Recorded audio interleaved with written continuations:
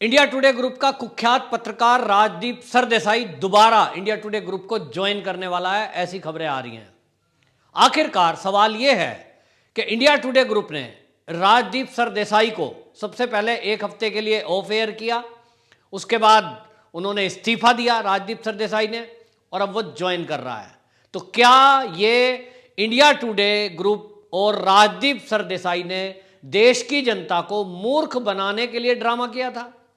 क्या ये राष्ट्रपति भवन के बारे में जो झूठी न्यूज़ दिखाई थी और राष्ट्रपति भवन से जो सख्त चिट्ठी इंडिया टुडे ग्रुप को मिली थी कि इसके खिलाफ कार्रवाई की जाए, ऐसी बदतमीजियां बर्दाश्त नहीं की जाएंगी, तो क्या ये राष्ट्रपति भवन को संतुष्ट करने के लिए एक दिखावा किया गया था?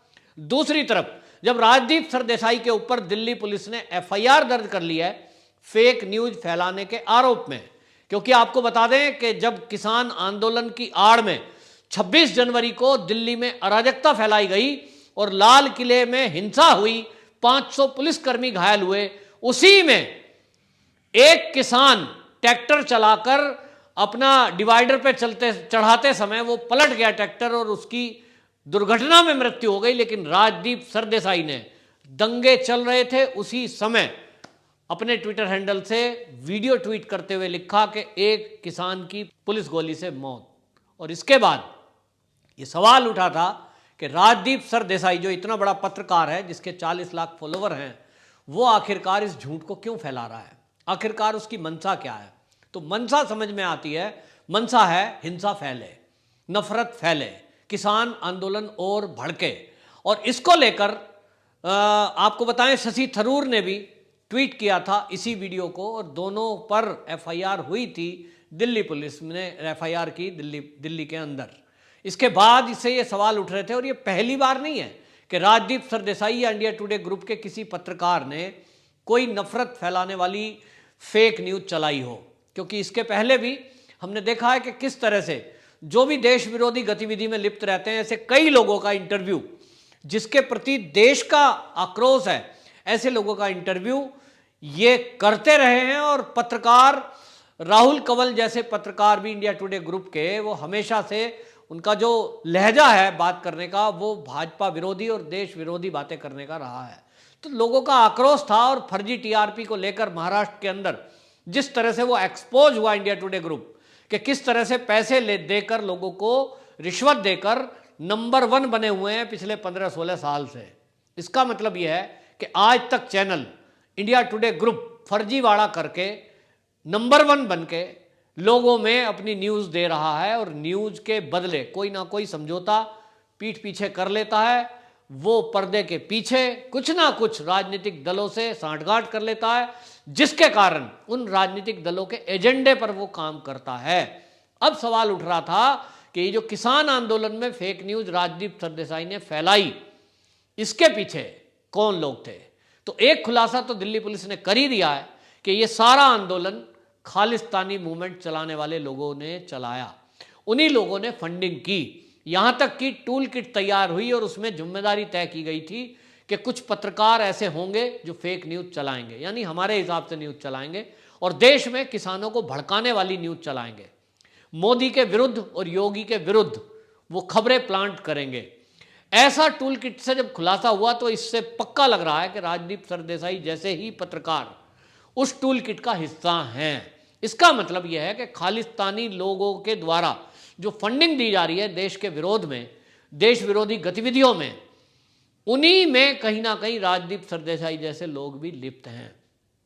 तब इंडिया टुडे ग्रुप ने एक हफ्ते के लिए ऑफ एयर किया, राजदीप सरदेसाई ने इस्तीफा दिया, लेकिन अब खबरें जैसी आ रही हैं कि वो दोबारा से ज्वाइन कर रहे हैं।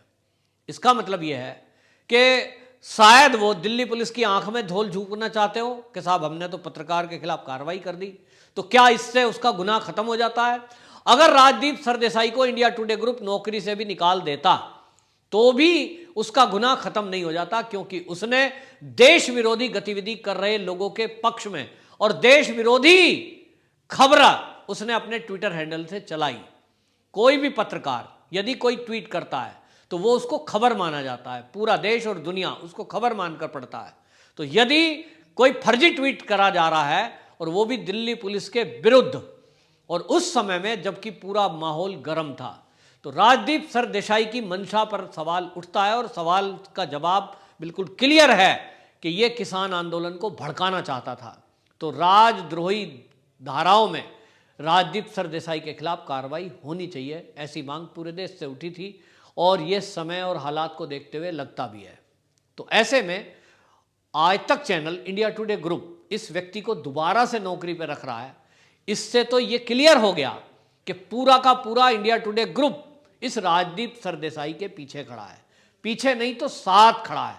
और शायद इस पूरी जो ये मुहिम चल रही है, मूवमेंट, मोदी विरोधी, सरकार विरोधी, योगी विरोधी और देश विरोधी, इस पूरी मूवमेंट में कहीं ना कहीं इंडिया टुडे ग्रुप का भी लिंक है। अगर टूल किट में जिक्र है किसी पत्रकार का, टूल किट में जिक्र है कि फर्जी फेक न्यूज का, तो जिस पे शक हो रहा है कि वो कौन सा चैनल है, कौन सा अखबार है, कौन वो पत्रकार हैं जो देश विरोधी गतिविधि और खालिस्तानी मूवमेंट को दोबारा से हवा देने के लिए काम कर रहे हैं, कौन है वो लोग जिनको करोड़ों रुपए इस एवज में मिले हैं। तो अब इंडिया टुडे ग्रुप जब राजदीप सरदेसाई को दोबारा नौकरी पर रख रहा है, उसके साथ खड़ा है, इससे जाहिर हो रहा है कि ये जो खालिस्तानी मूवमेंट को चलाने वाले लोग हैं, धालीवाल जैसे, पन्नू जैसे लोग, ये जो करोड़ों रुपए की फंडिंग कर रहे हैं, कहीं ना कहीं इंडिया टुडे ग्रुप शक के दायरे में आता है कि वो पत्रकार, वो चैनल ग्रुप, वो जो न्यूज़ का ग्रुप है, कहीं वो इंडिया टुडे ग्रुप तो नहीं। तो इसकी जांच दिल्ली पुलिस करेगी और इसकी जांच एनआईए कर रही है। इसका खुलासा समय पे होगा, लेकिन आज इतना तो खुलासा हो ही चुका है कि इंडिया टुडे ग्रुप एक नाटक कर रहा था राजदीप सरदेसाई से अलग होने का या राजदीप सरदेसाई को सजा देने का।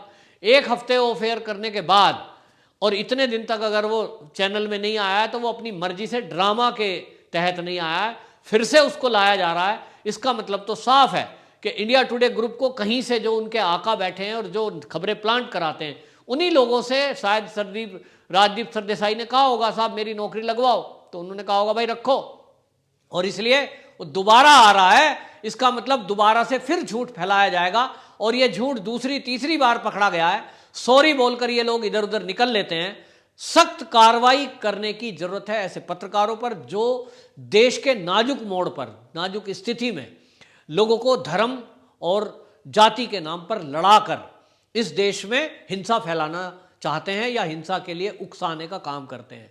सीए के विरोध के समय में भी हमने देखा कि कुछ चैनलों की भूमिका संदिग्ध थी, जिसमें एनडीटीवी प्रमुख रूप से था, लेकिन अब इंडिया टुडे ग्रुप भी उसमें शामिल हुआ है, ऐसे लोगों में शामिल हुआ है जो हमेशा सरकार के विरुद्ध कोई ना कोई षड्यंत्र के लिए जाना जाता है और सामने आता है। तो एक बात समझ में आती है कि वो एक पक्षीय रिपोर्ट क्यों दिखाते हैं, एक ही पक्ष की बात क्यों दिखाते हैं। उनको जनता, इस देश की जनता देखती है, कोई भी टीवी चैनल हो, चाहे वो एनडीटीवी हो, चाहे वो आज तक हो, चाहे वो इंडिया टुडे ग्रुप का कोई भी चैनल क्यों ना हो, लोग समाचार चैनल और समाचार पत्र इसलिए पढ़ते हैं कि उनको पता लगे कि सच क्या है। लेकिन कुछ चैनल और कुछ पत्रकार, उनको सच से कोई मतलब नहीं है, उनको मतलब शायद पैसे से है कि जो उनको पैसा देगा वो उसकी खबर चलाएंगे, चाहे वो कितना बड़ा अपराधी क्यों ना हो, चाहे वो कितना ही बड़ा देश विरोधी क्यों ना हो। और इसलिए हमने देखा है किस एंगल से खबरों को तोड़ मरोड़ के पेश किया जाता है। रिपब्लिक भारत और अर्नब गोस्वामी के खिलाफ षड्यंत्र किया जाता है। महाराष्ट्र की सरकार बाकायदा और महाराष्ट्र की पुलिस परेशान करती है और साफ साफ दिखता है कि एक चैनल को बंद करने का षड्यंत्र चल रहा है और उस षड्यंत्र को किस तरह से चलाया जाता है एक सरकार के जरिए। तो इस सब में इंडिया टुडे ग्रुप खुलकर के सामने आता है और जिसका खुलासा बार्क ने किया था और फिर उसके कारण आज तक इंडिया टुडे ग्रुप पर कार्रवाई नहीं हुई है। यह भी एक संदेह के घेरे में है कि जब केंद्र सरकार के अधीन ये सारी व्यवस्थाएं आती हैं कि वो चैनलों पर कंट्रोल करे, तब आज तक चैनल के खिलाफ कोई कार्रवाई क्यों नहीं करी गई। एक रिपब्लिक चैनल को टारगेट किया गया, उनके पत्रकारों को जेल तक में डाल दिया गया, चैनल को बंद करने की साजिश खुलेआम की गई। देशभक्त चैनल है, देशभक्ति की बात करता है, उसको परेशान किया जा रहा है। वहीं दूसरी तरफ देश में तोड़ने वाला काम करने के लिए, देश में नफरत का माहौल पैदा करने के लिए, देश के संवेदनशील मुद्दों में इस तरह से गैर जिम्मेदारान खबरों को प्लांट करने के लिए जो कुख्यात है, उस इंडिया टुडे ग्रुप पर कार्रवाई आखिर कब होगी, पूरा देश ये जानना चाहता है। अब यह देखना होगा कि इंडिया टुडे ग्रुप आखिर में करता क्या है। ऐसी खबरें जब आई हैं कि राजदीप सरदेसाई दोबारा से इंडिया टुडे ग्रुप ज्वाइन करेगा, होना तो यह चाहिए कि इस देश में यह देशभक्ति जाहिर करने का समय है। कोई भी टीवी चैनल, कोई भी न्यूज़पेपर ऐसे कुख्यात पत्रकार को जो देश के विरोध में काम करता हो, देश विरोधी गतिविधि करता हो, झूठ बोलता हो, झूठी खबरें प्लांट करता हो, ऐसे में चाहिए तो ये कि कोई भी टीवी चैनल, कोई भी न्यूज़ चैनल, कोई भी पत्रकार, कोई भी अखबार उसको नौकरी ना दे। और अब समय है, समय की मांग है कि सभी चैनल उसके लिए सजा की मांग करें।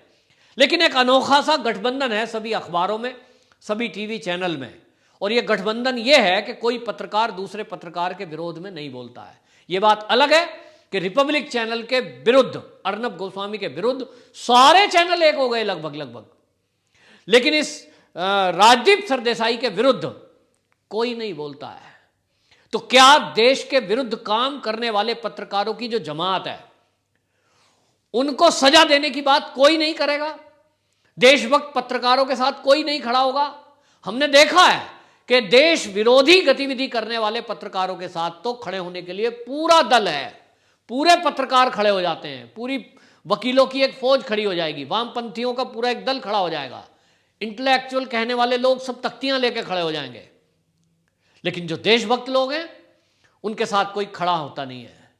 तो क्या इस देश में अब ये जो झूठ फैलाने वाले लोग हैं, जो इस देश के विरुद्ध षड्यंत्र करने वाले लोग हैं, वो इसी तरह से खुले घूमते रहेंगे और इसी तरह से विदेशी पैसों पर पलते बूलते रहेंगे, इसी तरह उनको बड़े बड़े चैनल अपने यहाँ नौकरी देते रहेंगे? ये देखना होगा आगे आने वाले समय में होता क्या है। वंदे मातरम।